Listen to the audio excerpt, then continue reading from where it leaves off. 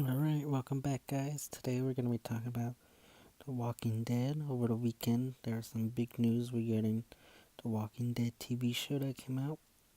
First off, The Walking Dead was renewed for a season 9, but the bigger, more important news was the fact that Scott Gimple will no longer serve as showrunner and has been replaced by Angela Kang. Now, before moving forward, I want to warn everybody that I will be talking about spoilers. I made a big one regarding Carl, so just make sure you're all caught up with the recent episodes of The Walking Dead before moving forward. Alright, so like I said, Scott Gimple has been removed as executive producer for season 9 of The Walking Dead and is being replaced by Angela Kang. Now, for me, I'm a little nervous because, unlike most fans, I am been a big fan of Gimple since the beginning. I kind of started the show with him back in season 4, and I've really enjoyed what he's done with the story. And I'm kind of nervous about what they're going to do moving forward. But like I said, he's not completely gone. He has been promoted to Chief Content Officer, which means he will be overseeing all of the Walking Dead entities, including the Walking Dead original TV show, Fear, and any other spin-offs, and the video gaming. So technically, we still have to have him. He is going to be involved. And pretty much Kang and the producers of Fear and whoever's in charge of the gaming, pretty much he is their boss. Anything that they want to do, they kind of have to run it through him first before moving forward with their ideas.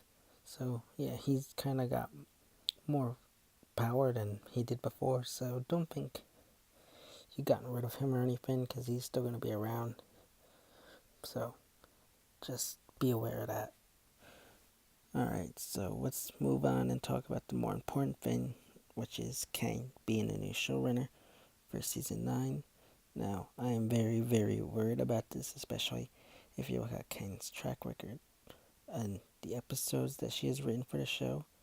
I think a lot of fans haven't really thought about it, and when they heard that Kang was replacing Gimple, they were more excited that Gimple was no longer going to be showrunner, and I think this is very important to look at and think about, especially moving forward, because I feel like they both have different writing styles and the seasons could be very different, but depending on how you look at it, it could be different in a good or a bad way. So when you look at Kang's track record, you'll find that the first episode she ever wrote for the show was the season 2 episode Secrets. This was a kind of okay episode for me. It mainly dealt with the secrets of Herschel keeping walkers in the barn, along with the secret of Laura's pregnancy. Other than that, there was mainly nothing else going on except for Andrea and Shane going out and looking for Sophia. Other than that, kind of a boring episode. Probably not one I'd go back and watch soon, but alright. I'd probably put it as one of the weaker episodes that Kang has written. Next, Kang wrote season 2 episode Judge, Jury, and Executioner. This had to do with Dale's death, and I really enjoyed this episode and think this is one of the better episodes she's written. I would go back and watch this, and I have many times, so I would have to say this is a positive episode that Kang has written. So I'm going to say this is a good example of Kang's writing, and this is one that of the reasons why I think she would be a good showrunner for the season 9.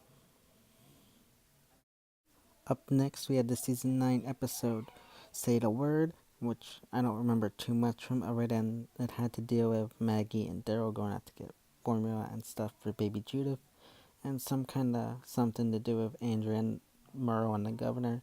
Other than that, I see this episode as filler, which is one of the reasons why I'm against Kang becoming showrunner in season 9.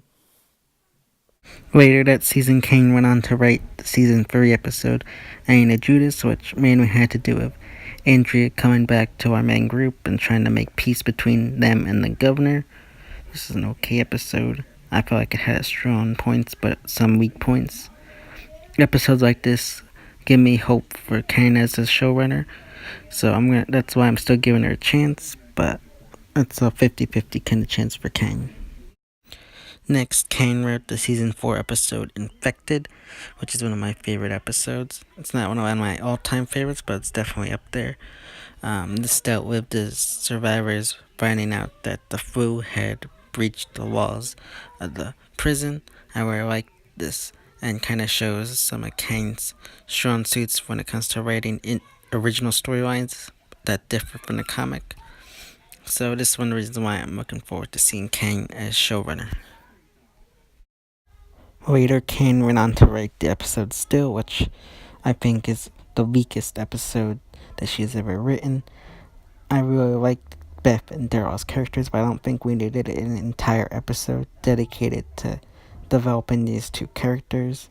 Given the fact that Beth dies in the following season, I feel like this was unneeded, and episodes like this make me really worried about Kane becoming showrunner, because I feel like we could get more episodes like Still, which kind of put the show on hold, and we get more filler episodes. So for that reason, I put this episode as a negative to Kane becoming showrunner.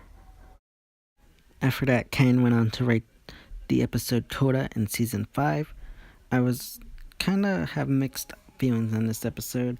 On one point, I don't really like the way in which Beth died. I kind of feel like that was bad writing, but the overall story I really enjoyed.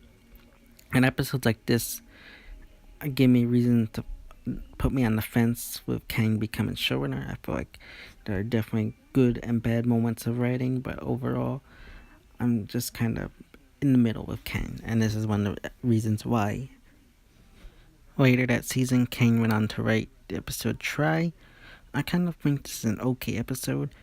It has its strong and weak points, but I do like to go back and watch this episode very often. It's okay. I feel like with Coda, it's one of the episodes that show how Kang can do some good writing, but also has weak points in it. So I'm gonna give this one a okay rating.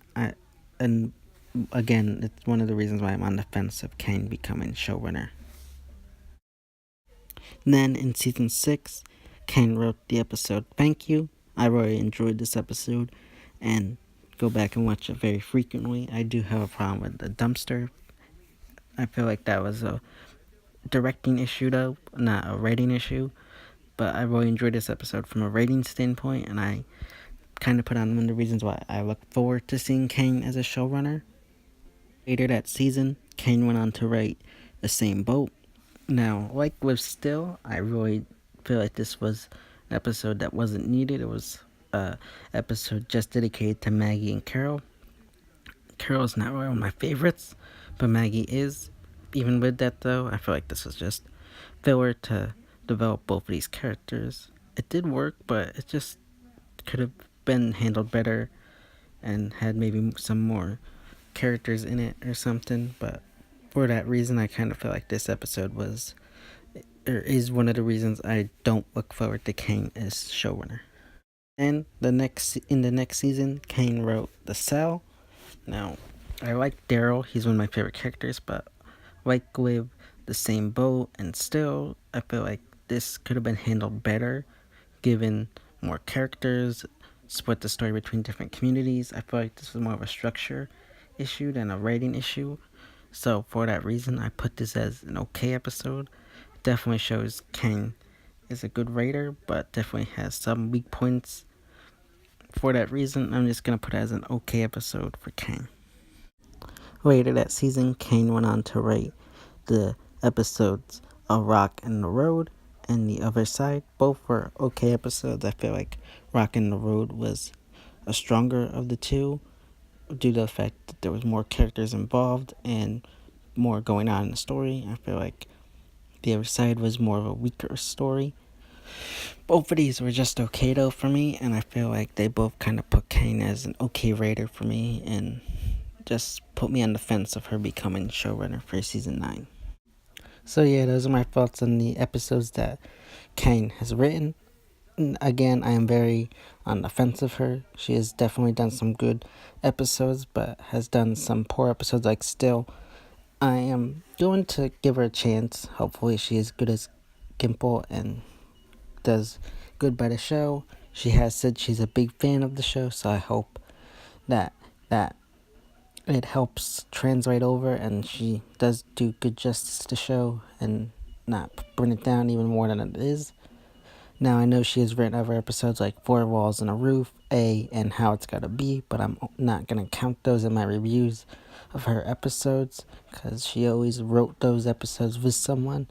And I like to give my review on episodes that she solely wrote, not ones that she did with someone else, because I feel like the ones she wrote with someone else doesn't give total credit to her.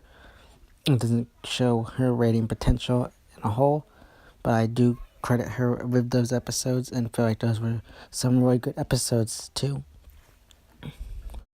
Now, quickly, I just want to go over Scott Gimple. I know a lot of people recently have been giving him hate for what he did in the mid-season finale. Honestly, I don't hate him as much as most people do.